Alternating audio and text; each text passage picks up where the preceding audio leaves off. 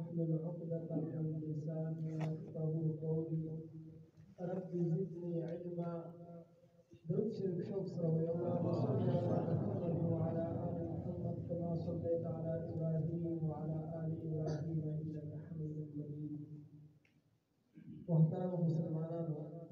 ډیر زیاته د خوشحالۍ موقع ده. د هغه پاک کلام د ختم شپه ده یو چې کوم کلام په آسماني کتابونو کې اخیری کتاب دی. 104 آسماني کتابونه الله نازل کړي دي، 100 صحیفې دي او 4 پکې غټ آسماني کتابونه دي.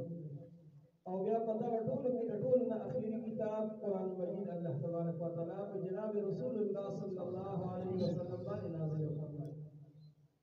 او د خوش قسمتۍ خبره دا ده چې دې میاشت ته چې کوم فضیلت حاصل دی په دې کې دا قرآن مجید نازل شوی دی. شهر رمضان الذي انزل فيه القرآن. د رمضان میاشت وایي تاسو پېژنئ دا کومه میاشت ده؟ دا هغه میاشت ده چې په دې کې قرآن نازل شوی دی. دا د قرآن او د رمضان یو بل سره یو جوړ تعلق دی، یو زبردست ګهره تعلق دی. رمضان المبارک به هم د انسان لپاره شفاعت کوي او قرآن به هم د انسان لپاره مسلمان لپاره شفاعت کوي. رمضان المبارک وایي چې پروردګاره د خوراک څښاک نه مې درز ایستو،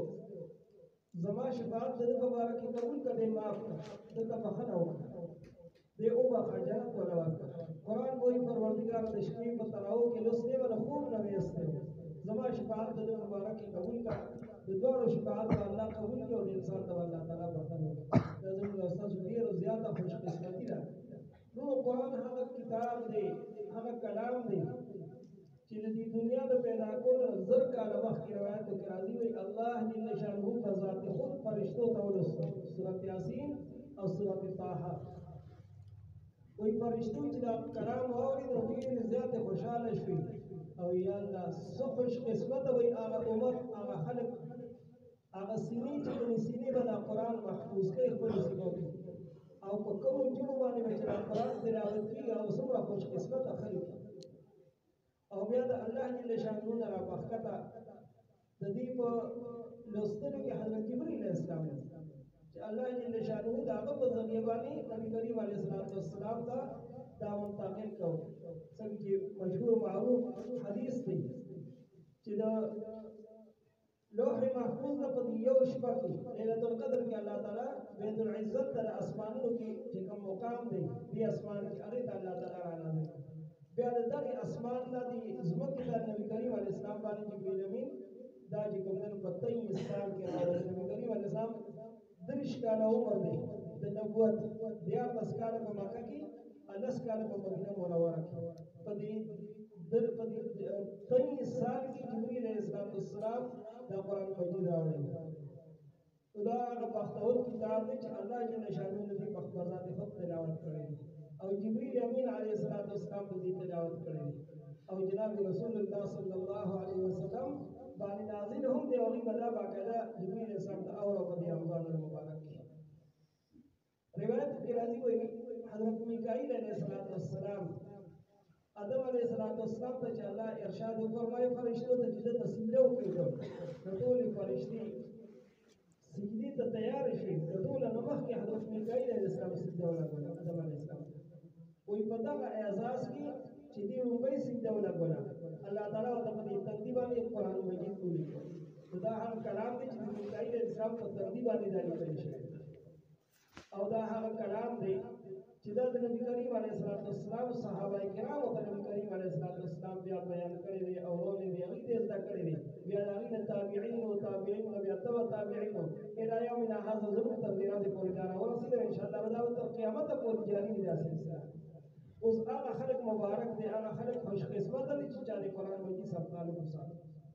بچي عالمان کړل، حافظان یې کړل، قاریان یې کړل، دا لوی د خوش قسمتۍ خبره ده. موږ او تاسو ته نن د قرآن مجید د عزت اندازه نه لري، خو دې له الله تعالی چې کوم شان ورکړی دی نو دا اظهر من الشمس د لمر نه ښکاره خبره ده. او موږ تاسو په خپل کلو کې په خپله معاشره کې وګورو انتهایي کمزوري خاندان والا خلک هغوی به قرآن مجید یاد کړي، حفظ به کړي. موږ او تاسو د هغوی مشرانو ته خدمت پرې کوو خپل، او هغوی بیا د هغه بچې چې راځي نو بیا موږ ته مسلمان دي. د تقصد وجهنا الذي قرآن مجيد بركة خيركم من تعلم القرآن وعلمه بهترين بتعزمي چیئرمین نه دی ممبر نه دی وزیر اعظم نه دی بادشاہ نه دی قرآن مجید والا خلق چې قرآن مجید زکه نور خلق ته خو دا خوش قسمت خلق دی دا غوړه خلق ټول مخلوق ته غوړه خلق دی د دنیا هر څومره پیسې کې انسان څخه راشي هر څومره دنیا سړي څخه راشي دا ختمېدل کې قرآن شریف کې الله تعالی وایي وما الحیات الدنیا الا متاع الغرور دا ټول دنیا چې دا د دوکې سامان دی او انتهایی ختمېدل کې نظر ختمېدل إنا جعلنا ما على الأرض زينة لها لنبلوهم أيهم أحسن عملا الله تعالی په دې مقدس مکه دا رونق چې دا ګاډي دی او دا بلډینګان دي او دا قسم شور شاله د خلکو الله تعالی دا زینت د ځمکې د دې ژوند د دنیا زینت وإنا لجاعلون ما عليها صعيدا جرزا الله دا سیوا فرش دا میدان چټي میدان به هیڅ شی باندې دا انسان سره صفات شي او انسان پر مقدس مکه پات شي كل من عليها فان ويبقى وجه ربك ذو الجلال والإكرام يو الله جل شانه ذات بابرکات وفات کیږي نو همیشه لپاره د عزت سیس چې کوم دین نبی کریم علیه الصلاه والسلام یا قران د هر چا لپاره د عزت د هر خلکو لپاره د عزت یو سیس وي ازما د امت د عزت سیس سره قران مجید فکر دي چې په دې باندې موږ فخر وکړو زوی عالم شي حافظ شي قران زده کی په دې باندې موږ فخر وکړو د دنیا ډیرای ډاکټري شو بل ډیګري شو بل ډیګري شو ټیک شه دنیا هغه ژوند پورې هو وانا په ما سره ټول مسله پاتې شي بلکې تبلیغ ورته چې چا خپل بچو باندې صرف دنیوي تعلیم کوي او دیني تعلیم نه محروم ساتي دي بیا په دې ورو ایو کس متعلق دي کوي چې پاکستان نه خپل بچي بار ولې ایم بی بی ایس او ډاکټر دی جوړ او چې اته نه واپس کو بیمار شو او چې تراته نو لار ته ځان ځان کده واخلي او ته چې بچي تا خو زما دنیا او آخرت تباہ کړ زما د ټول دنیا تباہ کړ زما تا لپاره د جیدات خرڅ کو مینتونه مې خلکو لپاره او تعالی مې ویزا او اته مې در باندې خرچې وکړي ما سره وجود سونه ما پتا باندې وایو او اوس بچا ته داسې وخت راغلی چې ته اوس ما خو یې ډاکټر راشي او ته بیا بلا پیسې ګټي او ما وجود خېستې کور به جوړ کو دا به اوس خو هېڅ شی نشته بیا هغه بچي ورته په هغه ځای قدم نه لږ مخکې حالت کوي چې بابا ستا صرف دنیا تباه شو او زما د آخرت مقصد تباه که تا ما ته دې سره دین ښووی نو کم از کم زما آخرت خو به نه تباه شوی نبی کریم علیه السلام وایي بدترین او سختترین عذاب به په قیامت کې د هغه چا وي چې هغه الله تعالی بچي ورکړه دین نه محروم وساتي ای بې دین یې پرې ونه انسانیت یې ورته ونښود نو دا زموږ استاد ټولو لپاره یو ترغیب دی یو قسم چې موږ تاسو خپل بچي هغه قرآن ته کړو د دنیا او د آخرت ګټه ده خلک وایي که نه وایي چې موږ خپل بچي عالم کړم حافظ کړم دی به خودي سم